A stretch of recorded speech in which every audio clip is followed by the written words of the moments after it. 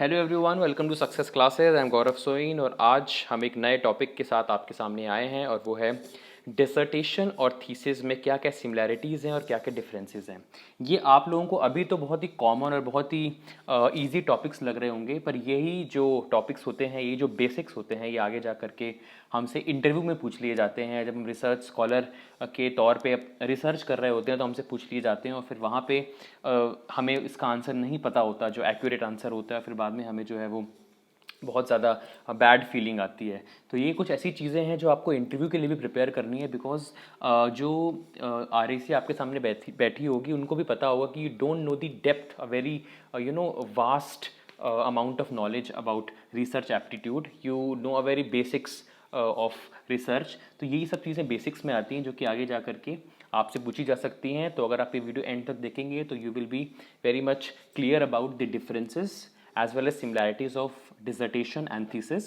Along with that, I am going to cover the format of dissertation and thesis as well, because आपको पता होना चाहिए dissertation का क्या फॉर्मेट होता है, thesis का क्या फॉर्मेट होता है। ये एक्चुअली में एक सब्सक्राइबर की डिमांड थी कि सर फॉर्मेट बता दीजिए जिससे आगे जा करके हम अपना डिसर्टेशन अगर बना रहे हैं या थीसिस बना रहे हैं तो हमें क्या क्या चीज़ें इनकॉर्पोरेट करनी है, और अगर ये चीज़ को इनकॉर्पोरेट करना है तो इसके अंदर क्या लिखना है, विद फुल प्रूफ एग्जाम्पल और स्पेसिमेन के साथ मैं आपके सामने ये वीडियो लेके आ रहा हूँ।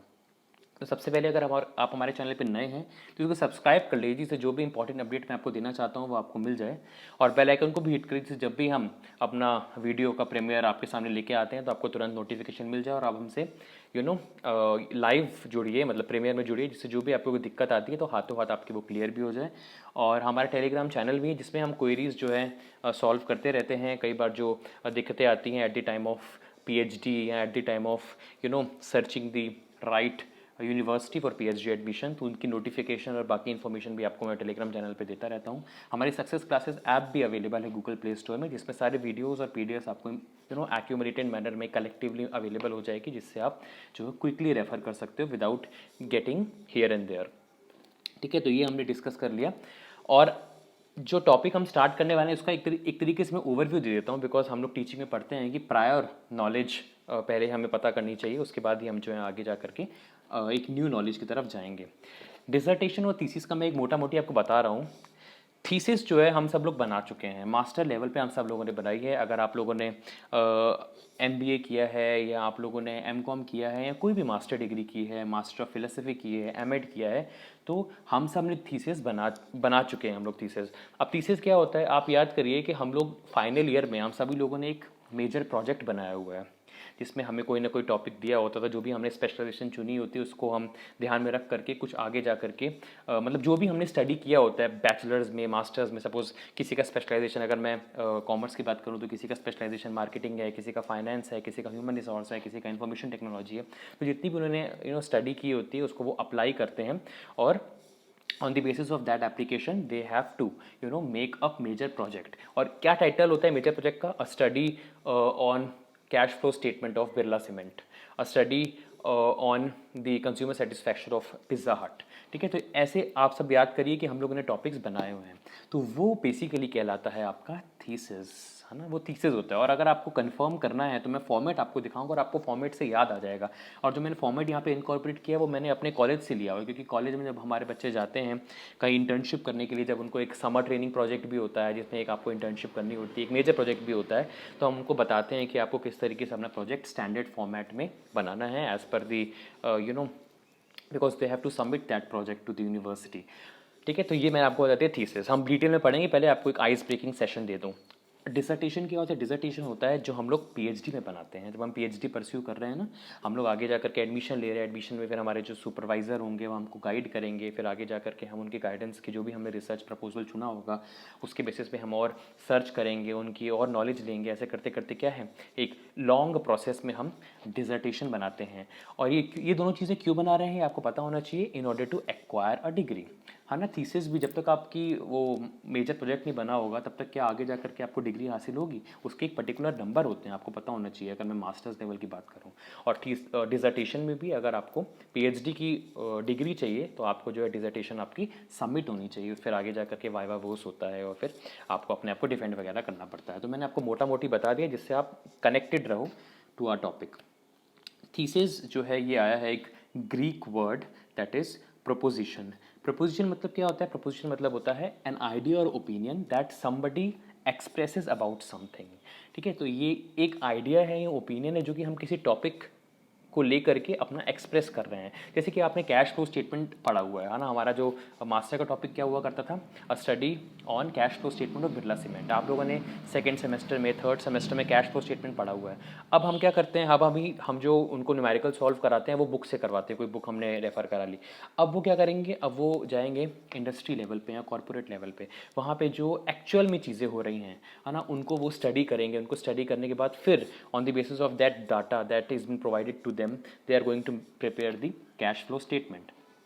तो यहाँ पे क्या कर रहा है वो इंसान, यहाँ पे वो एक आइडिया और एक ओपिनियन क्या कर रहा है, एक्सप्रेस कर रहा है on the basis of what ever he has learned. ठीक है, कि वेदर जो हम लोगों ने पढ़ा है सेकेंड सेमेस्टर में या थर्ड सेमेस्टर में, जो भी हमने स्टडी की है, क्या वो लिटरली अप्लाई हो पाता है। अगर हम लोग, आप खुद सोचिए, अगर हमको ऐसे प्रैक्टिकली कोई चीज़ कर लेते तो हमें कितनी खुशी होती है। बुकिश को अगर छोड़ करके हम कोई प्रैक्टिकली किसी इंडस्ट्री में जाते हैं एज एन इंटर्न या किसी कॉर्पोरेट में जाते हैं एज एन इंटर्न, हम वहाँ पर जब वो जो प्रैक्टिकल एक्चुअली में जो रिफ्लेक्टिव लेवल ऑफ लर्निंग होती है, अगर हम वो करते हैं तो हमको जो है वो ज़्यादा देर तक याद भी रहता है और हमको साथ में लगता है कि हाँ, जो हमने बुक्स में पढ़ा था वो लिटरली यहाँ पे कैसे अप्लाई करना है।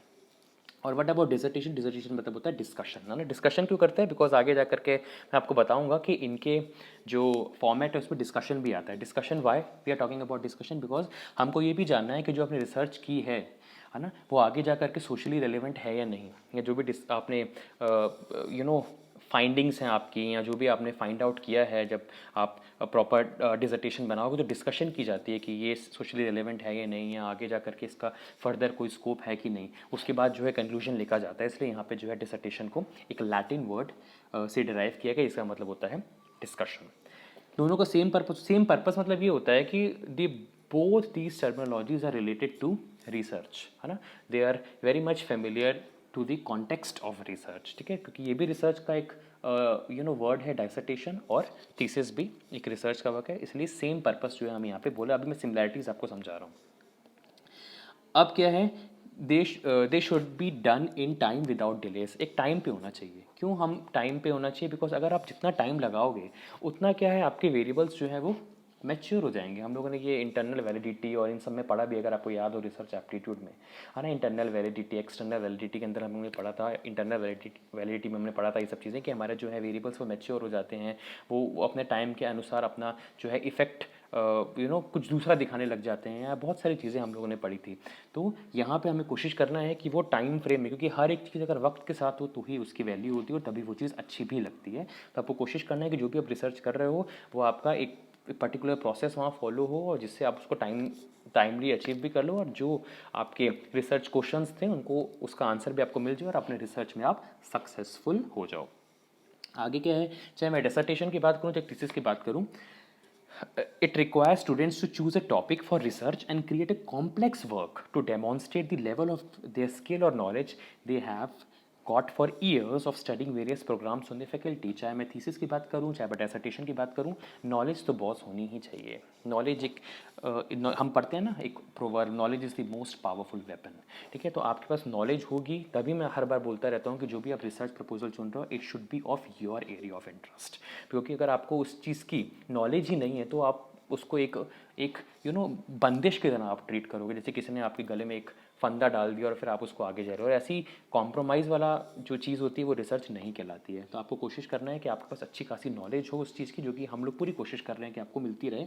और फिर जो है आप एक you have to create a complex work. Complex work मतलब ये आपको कुछ पता नहीं है where you have to go, but you are using your scientific band of mind and with the help of it you are going to find something unknown. अब सोचो, आप कुछ ऐसी चीज़ फाइंड आउट कर रहे हो जो किसी को नहीं पता, है ना। और आपको ये कैसे आएगी? जब आपके उस चीज़ की पूरी नॉलेज होगी, जब आपको उस चीज़ पे पूरा इंटरेस्ट होगा। ठीक है, चलिए अब यहाँ पे क्या है, यहाँ पे लिखा हुआ है सिमिलर स्ट्रक्चर और फॉर्मेट होता है, बिकॉज हम यहाँ कह सकते हैं कि it is to the extent very much similar, not exactly similar, कुछ हद तक सिमिलर होता है, कुछ पॉइंट सिमिलर होते हैं डिसर्टेशन और थीसिस के, जो कि मैं आगे जा करके आपको बता दूंगा।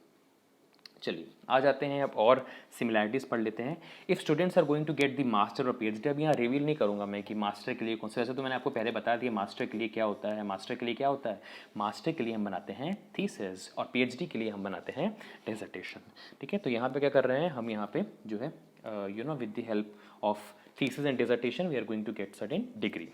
अब क्या है ये बता दिया मैंने. अब यहाँ पे आपको कॉपीराइट जो है इन्फ्रिंजमेंट को अवॉइड करना है. अभी मैंने रिसर्च एक टेलीग्राम ग्रुप में देखा था कि जो इंडियन जो रिसर्च स्कॉलर्स होते हैं उसको मैंने देखा है comparative to those who are doing research in foreign countries, they are just doing copy and they are just pasting it without having the quantum of knowledge that is required and they are getting the PhD degree. मतलब जो PhD की degree हासिल कर रहे हैं उनकी मैं बात कर रहा हूँ. उन्होंने ऐसा लिखा हुआ था, मुझे पता नहीं था उनका वो कौन थे. दे आर फ्रॉम इंडिया और they are from some other country. तो आपको भी क्या करना है कि आपको अपनी साइंटिफिक पॉइंट ऑफ माइंड लगा करके आपको कुछ जो है अननोन जो है फाइंड आउट करना है. किसी से कॉपी नहीं करना, किसी से पेस्ट नहीं करना. तभी जो है आपका रिसर्च का करने का कोई मकसद है और तभी जो है आपके रिसर्च का आगे जा कर के आपको स्वाद मिलेगा. क्योंकि यहाँ पे आपने किसी को कॉपी पेस्ट नहीं किया, आपको खुद लगेगा हाँ this thing is been discovered by me, ये चीज़ मैंने डिस्कवर की, ये चीज़ मैंने फाइंड आउट की, मैंने अपना साइंटिफिक पॉइंट ऑफ माइंड लगाया. जैसे कि हम मॉक टेस्ट वगैरह देते हैं और हम लोग जब अच्छी तरीके से पढ़ाई करके जब मॉक टेस्ट देते हैं हमारे अच्छे स्कोर आते हैं तो कितनी खुशी मिलती है कि हाँ मैंने अपना फुल पोटेंशियल दिया and I got this much of score. In the same way there is no copyright infringement. मतलब आपको कहीं से भी कॉपीराइट को कुछ चीज़ों को नहीं लेना है और आपको टोटली कोशिश करना है कि whatever you are making, whatever you are designing, whatever you are researching, it should be true, accurate and valid. चलिए अब डिफरेंसेस आ जाते हैं. कुछ डिफरेंसेस पढ़ लेते हैं. अब यहाँ पे मैंने 2 कलर यूज़ किए हैं, है ना. मेरे कलर के पीछे भी एक मैंने अपनी साइकोलॉजी डेवलप की हुई है. आप देख रहे होगे अगर फ्रंट में जाओगे तो जो आपका डिसर्टेशन है वो ब्लू कलर से और थीसिस आपका रेड कलर से. यहाँ मैं इसलिए नहीं यूज़ किया बिकॉज ये कॉमन था, तो कॉमन में कौन सा यूज़ करता. तो यहाँ पे जो जो आपको ब्लू में नज़र आ रहा है वो सब है डिसर्टेशन के पॉइंट्स और जो जो रेड आपको नज़र आ रहा है वो है PhD के पॉइंट्स. ठीक है. और ये क्यों ऐसा रंग बिरंगा अपन कर देते हैं, बिकॉज आपको पता होना चाहिए कि हमारा जो माइंड है वो भी 2 पार्ट्स में डिवाइडेड है. एक पार्ट होता है जो हम लोग को लर्निंग और समझने के तौर पे यूज़ होता है और दूसरा होता है रिकग्निशन के लिए. हम रिकग्नाइज करवाते हैं. कई बार बोलते हैं इस इंसान को कहीं देखा हुआ है, अच्छा हाँ ये वही है ना जिसने वो रेड कलर की शर्ट पहनी हुई थी, जो हमको उसकी पार्टी में मिला था, जो हमको है ना वहाँ हमसे उसने बात की थी. तो हमको ये सब चीज़ें पहले याद आती है. इसलिए ये जो कलर है ना ये आपको आंखों में बस जाएगा, तो आपको कहीं भूलना भी होगा तो आपको याद आ जाएगा कि हाँ इस कलर से सर ने लिखा था, तो हमको जो है ऑन द स्पॉट याद आ जाएगा. डिसर्टेशन क्या है? Dissertation is required for doctorate of philosophy, whereas PhD is required for masters programme. जब आपको कोई if you are doing a master programme whether it is MPhil, MCom, MBA, MEd, anything, then whatever you are making at your final year or at any stage, then it is known as thesis. Whereas if you're going to do a PhD and you are giving a lot of time and you're making something, you're researching something on the basis of or on the basis of the research proposal that you have submitted, then that is known as dissertation. जो भी आप PhD के degree हासिल करने के लिए जो भी आप बनाते हो पूरे 3 साल 5 साल या 3 साल की भी PhD होती है, तो वो होता है आपका डिसर्टेशन. और जब आप मास्टर डिग्री के लिए कुछ बना रहे होते हैं तो वो होता है आपका thesis. Next point, the dissertation is written to contribute to the new knowledge और ऐड न्यू थियरीज. क्या होता है PhD की अगर अपन बात करें तो PhD के लिए हमें क्या करना पड़ता है? You have to do a lot of research. हमें कुछ नया लेके आना है, मैं आपको बता रहा हूँ. और हम लोग जब अपनी बात करें मास्टर लेवल पे, क्या हमको इतना रिसर्च एक्टिविटी पता था? हमें ये भी नहीं पता था कि एक्सपेरिमेंटल रिसर्च क्या होता है. हमें ये भी नहीं पता था कि there are 2 variables, independent and dependent variables, और मैनिपुलेट करते हैं इंडिपेंडेंट को, सब इफेक्ट आ रहा है डिपेंडेंट को. क्या मास्टर लेवल पे हमको इतनी नॉलेज थी? नहीं नॉलेज थी. तो वहाँ पे हम क्या करते हैं, हम वहाँ पे to prove that you have an understanding of your topic, cash flow statement बनाया हुआ है 2nd सेमेस्टर में और उसको मैं अप्लाई कर रहा हूँ बिरला में. बिरला सीमेंट एक सपोज एक यहाँ पे एक फैक्ट्री है. तो ये हम करते हैं कहाँ पे? ये हम करते हैं बेसिकली मास्टर प्रोग्राम में, और जो हम बनाते हैं उसको हम बोलते हैं थीसिस. Is it clear? मतलब यहाँ पे डिसर्टेशन में आप लोग को जो है आपको वो नहीं करना है, आपको कुछ कंट्रीब्यूट करना है. You are going to find something unknown, कुछ नई नॉलेज आपको ऐड करनी है. जो अलग अलग आप लिटरेचर रिव्यू करते हो उसको तो बेस मानते ही हो in order to find the research gaps. Then that research gaps is been sorted out by you and you are going to find the answers of it, you are going to find the solutions of it. ठीक है, तो यहाँ पे आप कुछ नई चीज़ लेके आ रहे हो, किसमें, जब मैं बात कर रहा हूँ डिसर्टेशन की, जब आप अपनी हासिल कर रहे हो पीएचडी की डिग्री। पर अगर मास्टर लेवल में बात करें तो इतनी नॉलेज ही नहीं है, तो काय को अपन इतना रिसर्च कर पाएंगे, अपन कर ही नहीं पाएंगे, because we don't have this much of knowledge of research aptitude. तो वहाँ पे हम क्या करते हैं, जो हमने पढ़ा है हम उसको अप्लाई करते हैं एक ना रियलिस्टिक सिचुएशन में, ताकि ये जाने कि हाँ हमने जो भी पढ़ाई की है वो रियलिटी में भी वर्थ है, उसका भी रियलिटी में भी वैल्यू है। Dissertation PhD, PhD means long time to complete, और यहाँ पे शॉर्ट स्पैन होता है 6 मंथ, है ना। आपको इंटर्नशिप मिल आपने अगर की होगी तो कितने महीने की होती है, 6 मंथ की होती है। ठीक है, आपको 6 मंथ, आपका फाइनल सेमेस्टर कितने का होता है, ज़्यादा से ज़्यादा 6 महीने का होता है। फाइनल ईयर कितने का होता है, 1 ईयर का होता है। ठीक है, पर क्या 6 मंथ और 1 ईयर की पीएचडी होती है, नहीं होती है। तो वो comparative to thesis, dissertation is been prepared for a long period of time and it requires more time to complete. I am talking about dissertation. और जो थीसिस होती है वो तो मास्टर लेवल में बना रहे हो, उसके लिए तो आपको ज़्यादा उसकी ज़रूरत है ही नहीं टाइम की। अब क्या है, न्यू थिंग्स आर डिस्कवर्ड, बता दिया मैंने, किसमें, डिसर्टेशन में। अब consist of assumptions based work, यहाँ अज्यूम करते, टीचर ने हमको पढ़ाया है कैश फ्लो स्टेटमेंट 2 प्रकार के होते हैं, डायरेक्ट मेथड, इनडायरेक्ट मेथड, हम ये लिखते हैं, हमने ये फॉर्मेट पढ़ा, बस अपन ने अप्लाई कर दिया। क्या आपने कभी वहाँ उस टाइम पे ये सोचा था कि जो टीचर हमको पढ़ा रही है वो सही है कि नहीं? टीचर जो पढ़ा देगी वो तो बिल्कुल सत्य है, बिल्कुल। पर यहाँ पे हम ये नहीं करते, यहाँ पे हमारा क्वेश्चन मार्क वाला दिमाग रहता है कि जो हम, अगर मैं बात कर रहा हूँ पीएचडी में, क्योंकि हमें क्या करना है, हम कुछ अननोन फाइंड करने वाले हैं। जो किसी ने कह दिया नहीं, I want proof, I want logics. ठीक है, हम हाइपोथेसिस बनाते हैं, टेंटेटिव अजम्पशन होता है, उसको हम प्रूफ करते हैं with the help of making our research design, right. पर वहाँ पे क्या करते हैं, वहाँ अजम्पशन है कि हाँ यही फॉर्मेट है। अज्यूम क्यों, कैसे अज्यूम किया आपने, टीचर ने बताया था, उन्होंने बताया तो हम यहाँ अप्लाई कर रहे हैं। ये कहाँ होता है, ये होता है आपका मास्टर लेवल पे अपन बनाते हैं थीसिस। ये एक्सटेंडेड रिपोर्ट होती है, एक लंबी चौड़ी का, अगर किसी ने थीसिस देखी होगी तो बहुत मोटा बुक होती है एक तरीके से वो, पर ये 100 पेजेस तक ही होता है, अगर अपन कह सकते हैं। थीसिस बहुत लंबा नहीं होता, क्योंकि इसका जो फिक्स्ड जो प्रोसेस होता है वो हमें पता होता है, और उसके बेसिस पे ही हम जो है थीसिस बनाते हैं। ये एकेडमिक बुक होती है, अभी मैंने बताया, और ये एकेडमिक रिसर्च पेपर के तौर पे जाना जाता है थीसिस। बुक क्यों बोल रहे हैं, बिकॉज ये काफ़ी बल्कि होती है। अब हम लोग फॉर्मेट पे आ चुके हैं। आई होप आपको क्लियर हो गया होगा ये सारे पॉइंट्स। ठीक है, मैंने सिमिलैरिटीज़ और डिफरेंसेस दोनों बताए हैं, जिससे आप एक दूसरे को कंपेयर करके आपको पूरी नॉलेज हो जाए। चलिए अब थीसिस के फॉर्मेट की बात कर लेते हैं। उससे पहले कुछ इंपॉर्टेंट पॉइंट्स ये आपको बहुत ध्यान में रखने हैं, और ये चीज़ जो है वो कंसीडर भी होती है। पहली चीज़, font should be Times New Roman. जो भी आप फॉन्ट यूज़ कर रहे हो वो टाइम्स न्यू रोमन होना चाहिए, जो भी आप यूज़ कर रहे हो at the time of making your thesis. ठीक है, एट मास्टर्स लेवल। और वैसे भी स्टैंडर्ड भी बोला जाता है, अगर रिसर्च पेपर भी अगर बना रहे हो, मैं सिर्फ थीसिस की बात नहीं करूँ, या आप कुछ भी बना रहे हो रिलेटेड टू रिसर्च, चाहे रिव्यू पेपर बना रहे हो, चाहे रिसर्च पेपर बना रहे हो, उसके लिए भी आपको जो फॉन्ट यूज़ करना है that is times New Roman. Font size कितनी होनी चाहिए, 14, और एंड 12 फॉर पैराग्राफ्स। अगर पैराग्राफ्स यूज़ कर रहे हो तो 12 होना चाहिए, और वैसे अगर आपको हेडिंग्स यूज़ कर रहे हो तो उसके लिए 14 फॉन्ट साइज़ होनी चाहिए। A4 साइज़ पेपर जो फोटोकॉपी के लिए निकलता है वो आपको यूज़ करना है, उसके क्योंकि एक लीगल पेपर भी आता है, वो काफ़ी लंबा होता है, उसमें उसके अकॉर्डिंगली आपको डिज़ाइनिंग नहीं करनी है ना। Minimum 1 inch margin for all sides, ये सब चीज़ें बहुत इंपॉर्टेंट है। चाहे आप रिसर्च पेपर भी बना रहे हो तो आपको कोशिश करना है, वैसे तो रिसर्च पेपर का उनका एक प्रिस्क्राइब फॉर्मेट आता है, उस पर आप जो है पेस्ट करते हो। पर सपोज फॉर्मेट नहीं भी आता और आप जो है रॉ अपना वर्ड या आपने जो भी बनाया है उसको सबमिट कर रहे हो, तो ये चीज़ों को ध्यान में रखिएगा। ये सब चीज़ें जो हैं आपको बाद में फिर रिवर्ट आ जाएगा कि आपने ये चीज़ें फॉलो नहीं की हैं।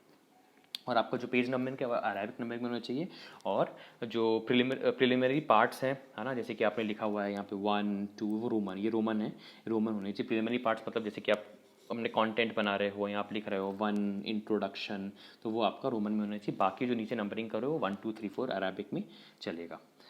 चलिए अब टाइटल पेज पे आ जाते हैं। ये फर्स्ट पार्ट है किसका, हम क्या पढ़ रहे हैं, ये हम पढ़ रहे हैं format of thesis. Title page consist of the following elements, क्या क्या होने चाहिए उसमें, वहाँ पे होनी चाहिए आपकी title of the topic, author name होना चाहिए, ये सीक्वेंस में होना चाहिए। टाइटल आपने लिख दिया जो भी है ना, केस स्टडी ऑन या अ study on cash flow statement of Birla cement. Author name है ना, गौरव सोइन। प्रीवियस डिग्री आप लिख सकते हो कि, है ना, MBA बीकॉम लिख सकते हो, या जो भी आपकी प्रीवियस डिग्री रही है तुरंत आप लिख सकते हो उसका in partial fulfilment of the degree, किस चीज़ को हासिल करने के लिए आप ये थीसिस बना रहे हो। ठीक है, डिपार्टमेंट कौन सा है ना, डिपार्टमेंट ऑफ कॉमर्स, यूनिवर्सिटी कौन सी है, एपीएस यूनिवर्सिटी, डेट क्या है, तो ये आप डेट लिख सकते हो। तो ये आपका क्या है, इस तरीके से आपको अपना टाइटल पेज जो फ्रंट पेज होता है वो आपको डिज़ाइन करना है। सर्टिफिकेट भी लगाते हैं। सर्टिफिकेट क्या होता है, सर्टिफिकेट होता है जो हमें बताता है कि it is certified that the work done in the thesis having title name of the student has been carried out for the partial fulfilment of the award. मतलब ये जो मैंने की है पूरा थीसिस बनाया ही मैं सर्टिफिकेट अटैच कर रहा हूँ जिसमें मैं ये वाली डिग्री हासिल करना चाहता हूँ और मैं इस यूनिवर्सिटी में सबमिट कर रहा हूँ। यहाँ पे स्टूडेंट अपना सिग्नेचर करेगा, सुपरवाइजर जिसने उसको सुपरवाइज किया है, गाइड किया है, वो करके डिपार्टमेंट और यूनिवर्सिटी का नाम लिख दिया जाएगा। सर्टिफिकेट मतलब समझ में आ गया आपको, सर्टिफिकेट मतलब वो इंसान अपना एक तरीके से एक सर्टिफाई करता है कि मैं ये बना रहा हूँ टाइटल पे थीसिस बना रहा हूँ और मेरा नाम ये है और मैं ये बना रहा हूँ जिससे मेरे को ये आगे जा करके एमबीए की डिग्री मिल जाए इस यूनिवर्सिटी की। ठीक है, तो ये हो गया आपका थीसिस का पार्ट। डिक्लेरेशन, डिक्लेरेशन में क्या होता है, the next section in the declaration made by the scholar about the work has he had carried out the thesis. तो क्या डिक्लेरेशन वो कर रहा है, डिक्लेयर कर रहा है कि the content of the thesis is the result of the work which has been carried out since the date of approval of the research program and all the ethics procedures जो भी ethical तरीके से मैंने follow किए, कहीं भी मैंने fabrication, plagiarism या फॉल्सिफिकेशन नहीं किया। तो यहाँ पे एक तरीके से जो ऑथर है जो अपनी थीसिस बना रहा है वही यहाँ पे डिक्लेरेशन करता है और यहाँ पे लिख रहा है whole or any part of the work has been submitted before in order to है ना qualify for any other academic degree. मतलब मैंने यहाँ पे जो है कोई इसको कहीं और यूज़ नहीं किया। कई बार क्या करते हैं लोग एक ही बना करके 2-4 जगह भेज देते हैं, 2-4 जगह यूज़ कर लेते हैं। तो यहाँ पे कुल मिलाकर के डिक्लेयर कर रहा है कि जो भी मैंने काम किया है वो सच्चा है, वो साफ़ है, उसमें रिसर्च एथिक्स को प्रॉपर फॉलो किया गया है और यहाँ पे किसी प्रकार का भी प्लैगरिज्म, फॉल्सिफिकेशन या फैब्रिकेशन नहीं है। ये डिक्लेरेशन किसका है, ये स्टूडेंट का है, ऑथर का है। अब एक्नॉलेजमेंट क्या है, अब यहाँ पे हम अपने सुपरवाइजर को थैंक करेंगे। ठीक है, acknowledgement is a statement made by the student stating that what all he has done is true and should be accepted. जो भी उसने किया है वो सही है और साथ ही साथ बेसिकली हम क्या करते हैं, यहाँ पे हम एक्नॉलेज करते हैं उन सुपरवाइजर्स का नाम जिन्होंने हमारी हेल्प की है इस पूरे थीसिस को बनाने में। I would like to convey ऐसे करके फॉर्मेट मैंने बता दिया, अगर कोई देखना चाहता है, लिखना चाहता है तो वो लिख सकता है।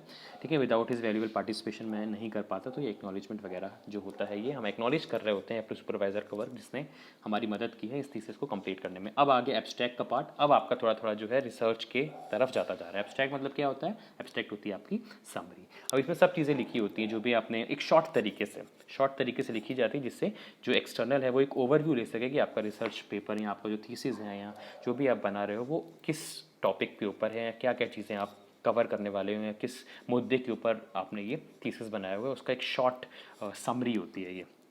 तो यहाँ लिखा हुआ है क्या क्या होता है, यहाँ पे इंट्रोडक्शन होता है, एम होता है, ऑब्जेक्टिव होता है फर्स्ट पैराग्राफ में, सेकंड पैराग्राफ में जो है you will highlight the work that you have carried and third you will be the concluding part कि हमने ये कंक्लूजन फाइंड आउट किया है। ठीक है, तो और उसके आगे जाकर के फिर after abstract you will going to have the detail introduction and all other things that you have done. तो एब्स्ट्रैक्ट में एक समरी होती है जो भी आपने काम किया है जिससे सामने वाले को एक ओवरव्यू मिल जाए कि आपका जो ये थीसिस है वो किसके ऊपर है और क्या क्या आप चीज़ें यहाँ पे कवर करने वाले हो। अब इसके बाद आ जाते हैं टेबल्स आपने कोई यूज़ किए हैं, टेबल्स, फिगर्स या फिर एब्रिविएशन आपने यूज़ किया है तो उसके एब्स्ट्रैक्ट में आप वो लगा सकते हो।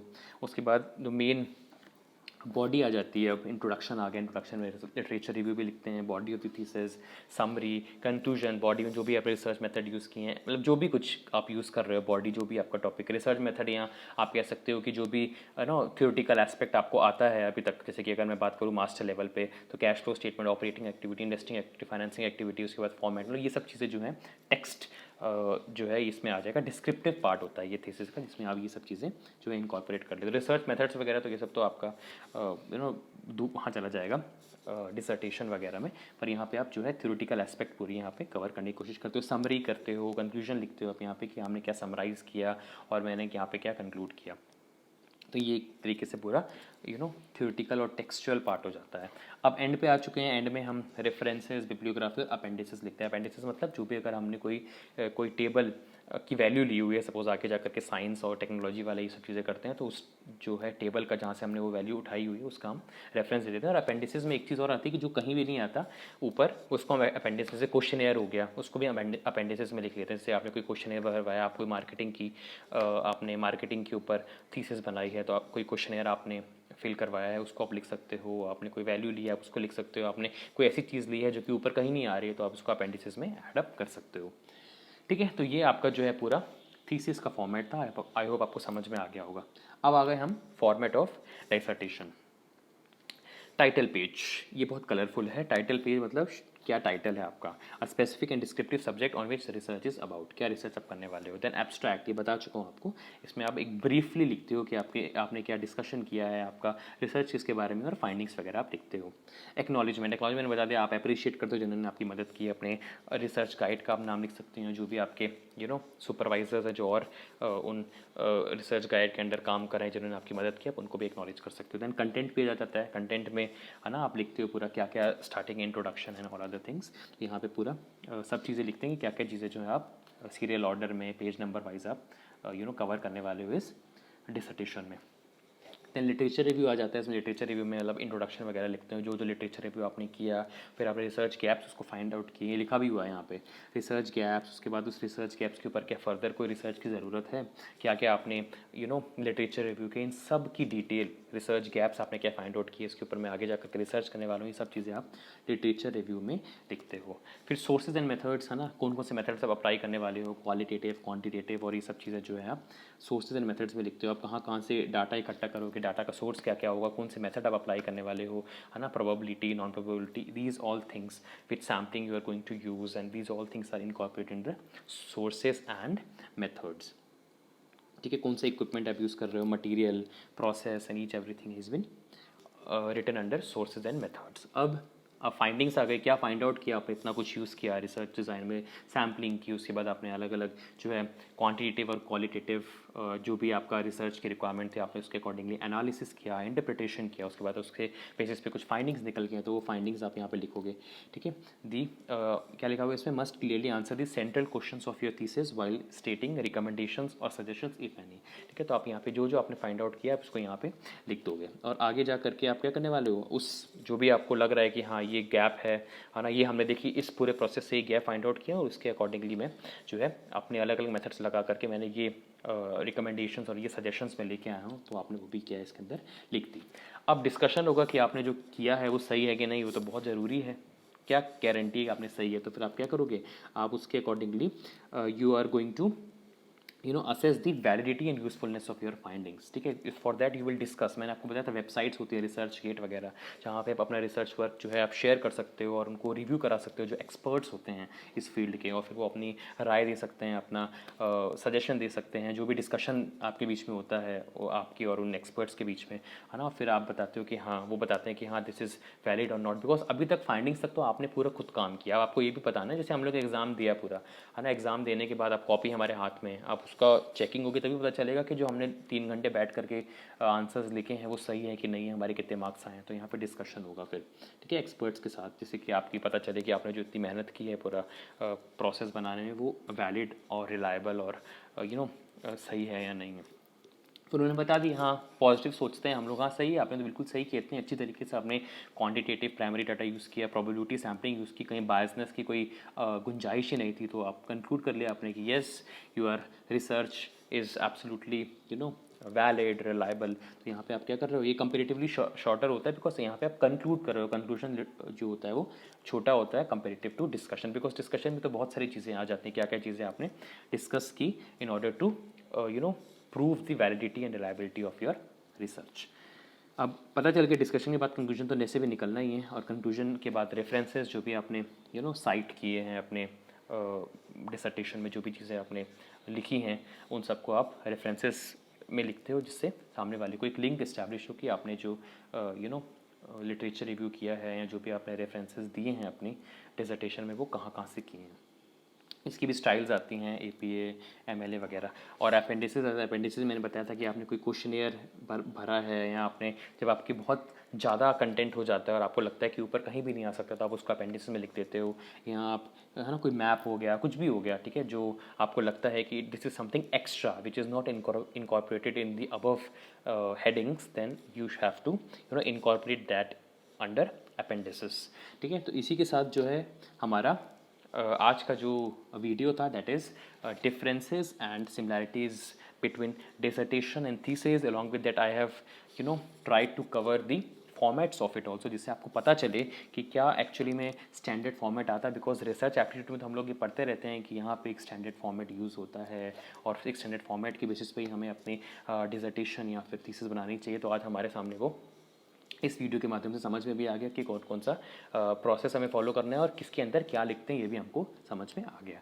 ठीक है, तो अगर आपको फिर भी कोई डाउट हो रहा है, कोई प्रॉब्लम आ रही है किसी भी चीज़ में, you want some other example of it, तो आप उस कमेंट सेक्शन में लिख सकते हो, मैं डेफिनेटली उसका आंसर करूँगा। और ये आज का वीडियो था। Thank you so much for your valuable time. ऐसे ही हमें प्यार देते रहिए। Have a very nice day ahead.